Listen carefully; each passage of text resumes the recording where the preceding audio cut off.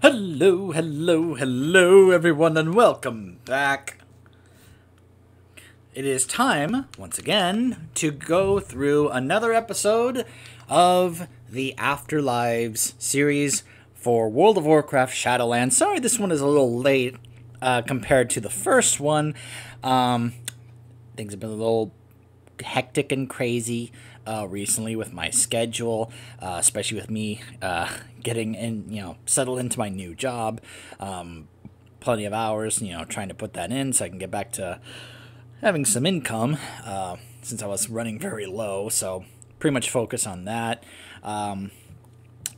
Also, other things going on. We were seeing some friends we hadn't seen in a while they came over to visit, so we were spending time with them and such, and just other stuff going on here and there. So for the reference and record, in case you're wondering, I am making this after the Ardenweald episode has come out, and it reminded me, oh yeah, I should do that. Now, sadly, I did not get as much response to the Bastion episode as I was hoping for, so I decided, what the heck, let's just go ahead and keep this going, because I have my own thoughts. Now, sometimes, watching other people's reaction and discussion about this adds some stuff that I didn't consider the first time, or stuff that I thought was true, or thought was this, and then it turns out, no, it's actually this. And there's something in this episode that I thought, it's just that. Turns out it wasn't. It was, But anyways, I'll point it out.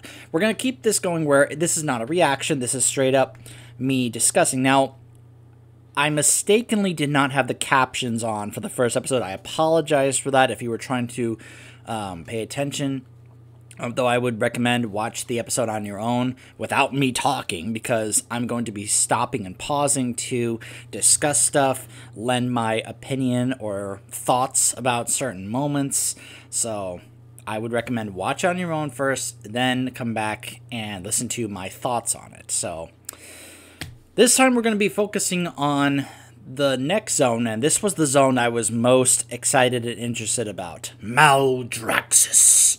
So, for me, when I looked at the 4 zones, to me this was the one that interested me the most, because when I look at Maldraxxus, and this goes back to the first trailer at BlizzCon when they announced each of the zones, I saw liches, I saw abominations, I saw necropolises that we would see in Northrend.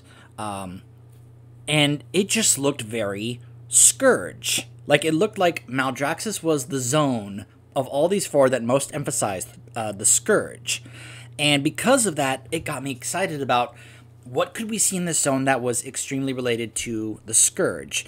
That was these were my initial thoughts. I was thinking, okay, this is probably going to be a very Scourge-emphasized zone.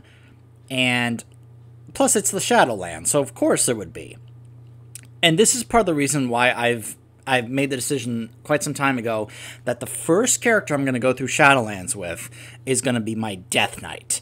And he is going to join this covenant right here. I don't care about the other ones. For me, the zone that makes the most sense for a Death Knight to join lore-wise is Maldraxxus.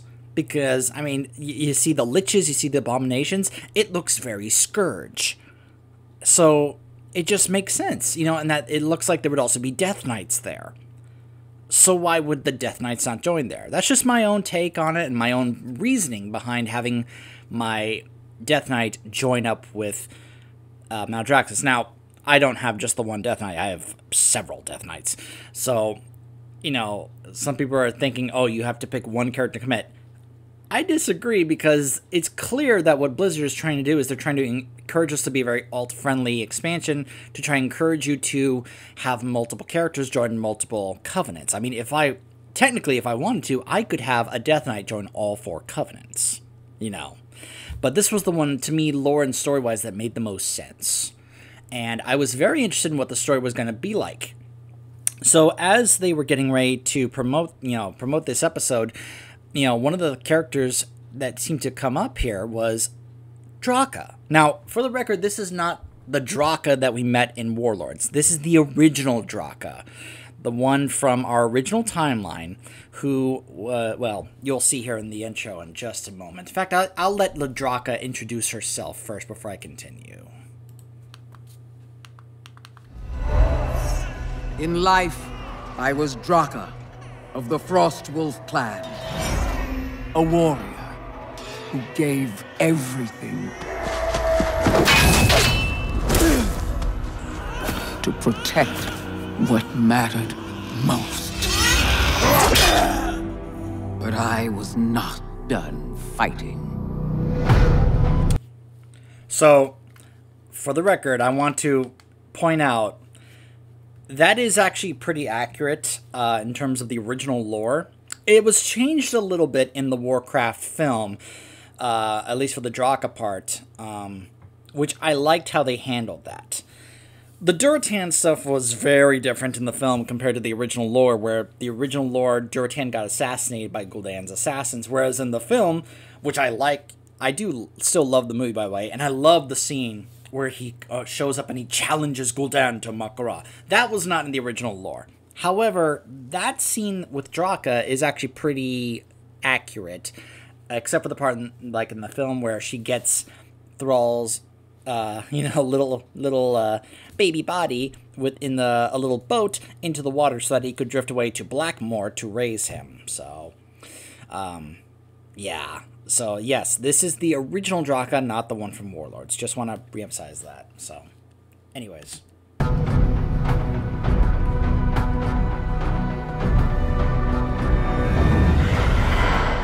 Maldraxxus.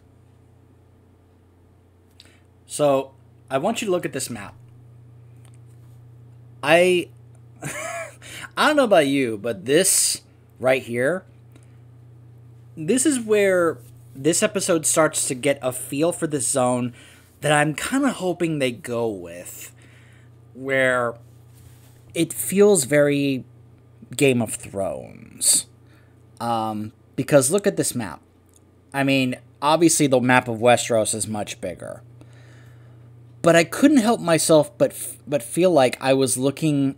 It brought up vibes and similarities to me of Game of Thrones when you would look at the map of Westeros and you would see this is where this house is, like the house of the Lannisters over here at Castle Rock. Over here is the house of the Starks in Winterfell. You know, it had that very feel to it because you see here this is where this house is. This is where this house is, and I'll let Draka explain this a bit more. Where the armies of the five houses once stood side by side to protect the realm of death. So I love this idea. I love this idea of there being 5 houses in Maldraxxus that work together to protect the realm. I almost sound, speaking of Game of Thrones, I sound like Varys. To protect the realm. Me and my little birds. Don't worry, I won't be dropping any spoilers. I'll try not to drop any spoilers, but I will reference it for those of you who saw some of the early stuff, because one of the things that I loved the most about that show was a lot of the political stuff that went on in those meeting scenes and some of those discussions. That was some of the stuff that I really loved. And when we get this introduction about the 5 houses that help protect and defend and run this zone, it almost felt like this is a zone that's going to have a very Game of Thrones feel to it. Now, this is interesting. Now, I've heard some people say that they weren't excited about Draka being included in this because some people don't think she's a very interesting character, that she's kind of either bland or there's not much to her, not much complexity. However, I'm always in favor of the idea of, if you want to take a character that doesn't have much to them and try to actually expand on that and try to make them more of a character, by all means. So, if they are able to pull off making Draka, really work and add to her character in this, awesome. It was here I served the House of Eyes. I love that visual, by the way. Just showing their eyes to really emphasize what this house is about. And with a name like the House of Eyes, you can already tell immediately that means that this is a house that's about, spying, espionage, subterfuge, very rogue, which, as Draka points out, a strange fit for a warrior's soul. again. Their ways were not mine. Faster. So to continue on what she was saying there, I love that there's somewhat of a mini little montage, training montage here for her. That, you know, as she said, she's a warrior. She's always been a warrior. And here she was being trained as a spy, or as we would just simply call it, a rogue. After all, you just heard. Did you hear the sound effect they used when she actually used Vanish, just like a rogue? It's the same sound effect. I love that little touch to really emphasize that she's actually growing the skills of a rogue. And again, I just love that those little clips that she's hitting the dummies and you hear the other guy who's training her saying, again, faster, again, faster. You know, it's just, I love little training montages like that. It's very brief. It's not like a full musical training montage or anything like you would see in a Rocky film, but it's still there. And I just like that they added that there. Also, I just love here that you can see little drops of water to show that she's just walking by. By the way, I was a little confused by this. I thought these were just, you know, members of a house in Maldraxxus that looked kind of similar to Fel Guards. I was like, they're not really Fel Guards. I mean, it's not like the Burning Legions here. Anyways, they just look at Fel Guards. No, apparently these are Fel Guards. Apparently, the Burning Legion, like, had some kind of base or something here, and she's sneaking into a base guarded by actual Fel Guards, the ones that we fought amongst the Legion. Okay, sure. If they're going to expand on that in the expansion as we're going through it to kind of help explain that and add more to that, by all means, I'm looking forward to that. This is why I'm like, okay. I've heard some people criticize that this short did not really add much to actually explain what's going on in this zone. But I'm okay with it because I don't need them to tell me everything about this zone in a 4.5-minute animated short. That's what the questing in the actual expansion is for. You learn so much more about the zone when you actually quest through it and do all the story quests and all that. That's how I learned about all the different zones in other previous expansions, like Legion and BFA. I didn't need the animated shorts to tell me everything about each zone. So, if they want to hold off on some of that stuff for the actual expansion when we play through it, cool. I'm cool with that. But I just want to get that out of the way. By the way, notice his name there was Akarek. Instead of Margrave. I want to point that out because Margrave, as you will hear later, it's not the actual name, it's the title. Basically, the title of, you know, going back to Game of Thrones, the Lord of the House. You know, instead of Margrave, Akarek could be like, Lord Akarek of the House of Eyes. You know, that kind of thing. By the way, I love this little shot right here. Eventually, this life after life began to feel right. Cool little play on words there by Draka. But I just love that visual, like the map picks itself up and then we see her, like, you know, appear, puts it away, vanishes again.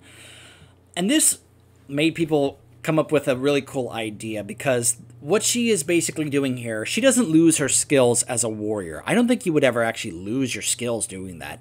She, as they will say later on in the short, she is a warrior who has the skills of a spy, a master spy. She is basically a warrior gaining the skills of a rogue. Now, I don't know about you, but what if they actually tried to do this in the actual game of WoW? What if they actually added a thing where you could stay your class, but you could gain the skills of another class? Like multi-class type of gameplay. I think that would be amazing if they did that. Now, I know some people are going to whine and complain about balance and all that stuff, especially when it comes to stuff like PvP. I'm so sick of hearing people whine and complain about balance because of stuff like PvP, preventing Blizzard from adding cool, fun things to the game because of people that make these kinds of complaints. But because I'm convinced they would never add that into the game because people would complain about how horribly balanced it is. Which, you know, I'm one of those who believes there's no possible way you could ever actually balance any of the stuff in these games. You can never get a perfect balance in games. It's not possible. So stop demanding perfection when there's no way to do that. Just ask for the best that they can do, not absolute perfection, because you're never gonna obtain that. I mean, you gotta think of it like Abathur. It's okay to pursue that on your own, but not to demand it of others. Abathur was someone who always tried to strive for perfection, but he knew he could never catch it. But that didn't stop him from wanting to keep trying to obtain perfection, because that was his own little personal goal. It's another thing to demand that of somebody else. Anyways.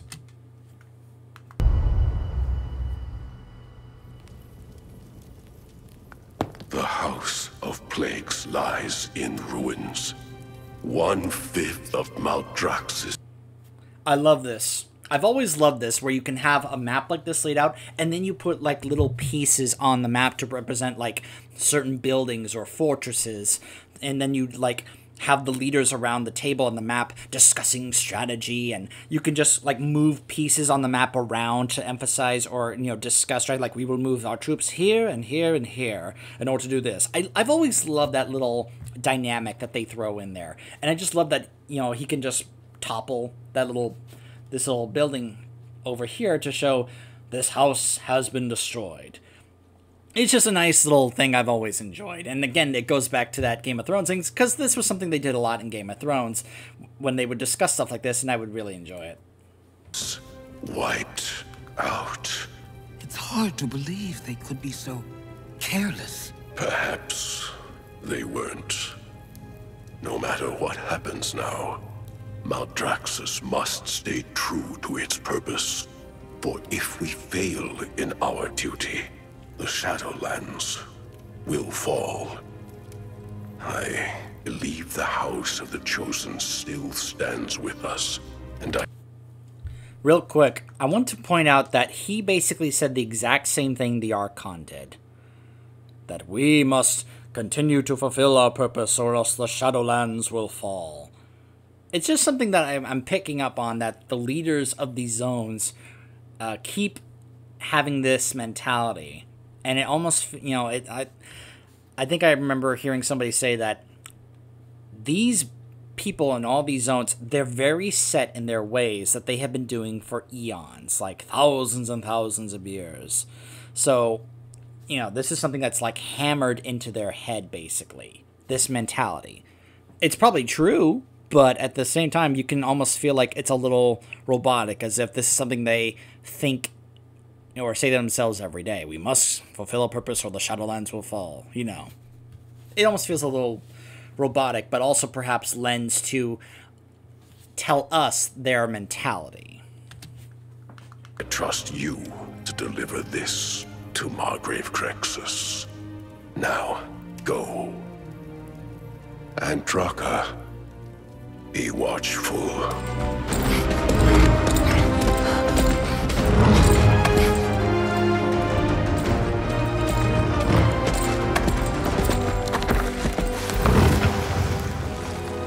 My brothers, I am on urgent business.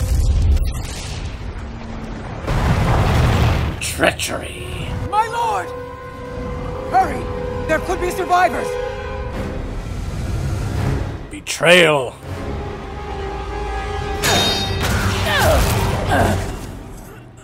Alright, time to vanish.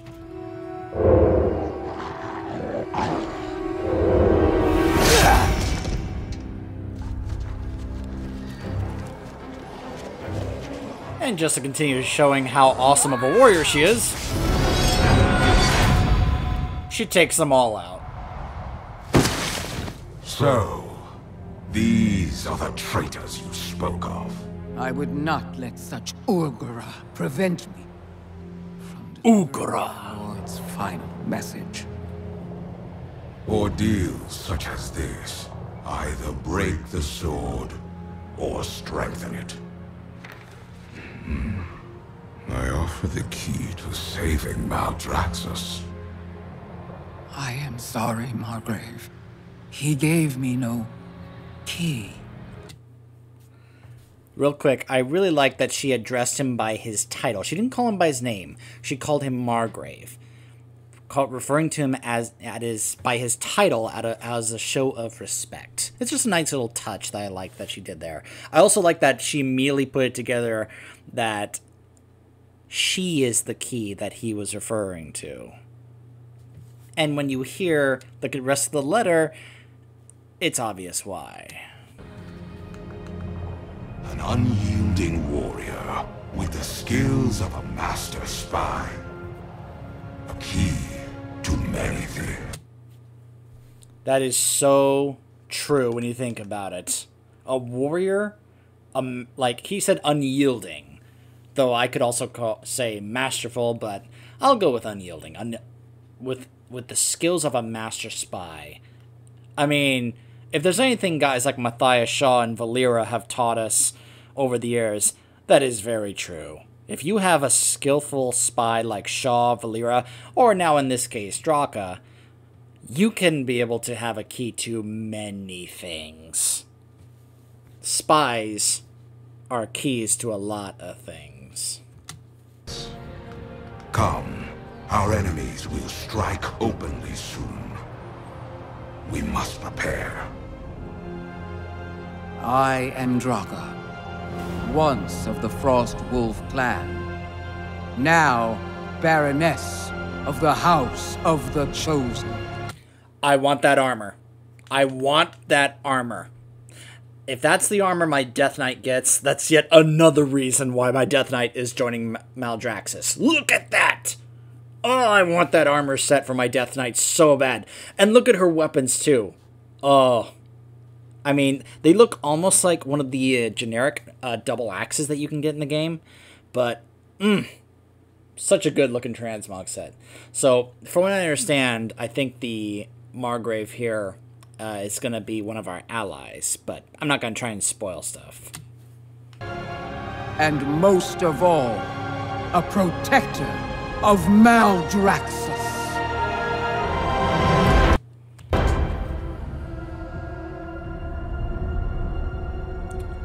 So, yeah, it didn't really do that much, except it got me very excited about where they could go with the questing and story of this zone, where it feels as if there's a lot of, political treachery and backstabbing. Like I said, it feels very Game of Thrones in the sense of the dueling houses. Now, from what I understand, and I don't think this is a spoiler because I'm pretty sure this is stuff they actually discussed at BlizzCon when they were informing us about what to, expect from these zones.